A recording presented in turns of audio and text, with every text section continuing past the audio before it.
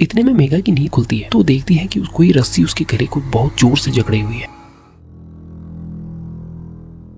तो अगर आप भी किसी हॉस्टल या पीजी में रहते हैं तो आपने कभी न कभी ये नोटिस तो किया होगा कि जिस रूम में आप रहते हो उसका पंखा कभी कभार रात में अपने आप चलने लगता है या अपने आप हिलने लगता है। इंजीनियरिंग कॉलेज का ब्लॉक सी का रूम नंबर 402, लोग कहते हैं कि वो कमरा कभी खाली नहीं रहता। अगर वहाँ कोई स्टूडेंट नहीं है तो कोई न कोई है जो छत से चिपका हुआ आपके सोने का इंतजार करता है। तो आज की कहानी हमारी मेघा की है, जो नई नई एक इंजीनियरिंग कॉलेज में आई होती है और उसको रूम नंबर 402 मिलता है। उसको यह रूम सस्ते में तो मिल गया, लेकिन उसे नहीं पता था कि हर सस्ती चीज की कीमत पैसों से नहीं बल्कि सांसों से चुकानी पड़ती है। तो गाइस अपनी गर्दन सीधी कर लीजिए क्योंकि अब रूम नंबर 402 का वो राज खुलने वाला है। जब मेघा पहली बार हॉस्टल के ब्लॉक सी में एंटर हुई तो उसे फील हुआ कि वहाँ की हवा में थोड़ा भारीपन है। उसे रूम नंबर 402 सबसे सस्ता मिल गया।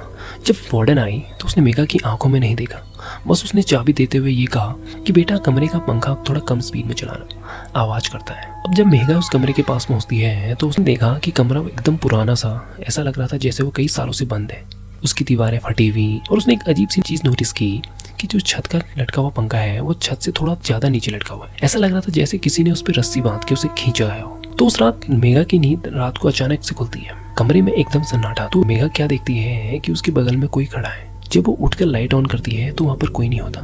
इतने में मेघा की नजर अपने छत के सीलिंग फैन पे पड़ती है। तो वो जो चीज वहाँ पे देखती है वो देखकर उसकी रूह कांप गई। पंखा तो बंद था लेकिन फिर भी वो धीरे धीरे घूम रहा था। उसके हर एक चक्कर के साथ एक अजीब सी आवाज आ रही थी, जैसे कोई रस्सी उस पर बार बार रगड़ रही हो। अब होता क्या है कि जब मेघा अगले दिन कपबोर्ड की सफाई कर रही होती है तो उसको वहाँ पर एक डायरी मिलती है। डायरी के आखिरी पन्ने पे एक लाइन बार बार लिखी होती है कि वो मुझे नीचे से ऊपर बुला रही है। वो कहती है कि पंखा बहुत मजबूत। अब क्या होता है कि मेघा ने डर के मारे वो डायरी फेंक दी। अब उसी रात जब मेघा सो रही होती है तो उसे अपने गले पर एक रेंगती हुई चीज महसूस होती है। पहले तो उसे लगा कि ये कोई कीड़ा होगा तो उसे हाथ से हटाती है, लेकिन अचानक से उस रेंगती हुई चीज की पकड़ मजबूत हो जाती है। तो इतने में मेघा की नींद खुलती है तो देखती है कि कोई रस्सी उसके गले को बहुत जोर से जकड़ी हुई है। अब मेघा ने चिल्लाने की कोशिश की लेकिन वो रस्सी की पकड़ इतनी मजबूत थी कि उसके गले से आवाज ही नहीं आ रही थी। इतने में मेघा ने देखा कि पंखे के ऊपर एक लड़की छत पे उल्टी पांव लटकी हुई है। उसका पूरा चेहरा नीला पड़ चुका था, उसकी आंखें सूजी हुई थी और जीभ बाहर निकली हुई थी, जैसे वो कोई जिंदा लाश किसी रस्सी से लटकी हुई हो। जैसे वो कोई साया नहीं बल्कि एक जिंदा लाश लग रही थी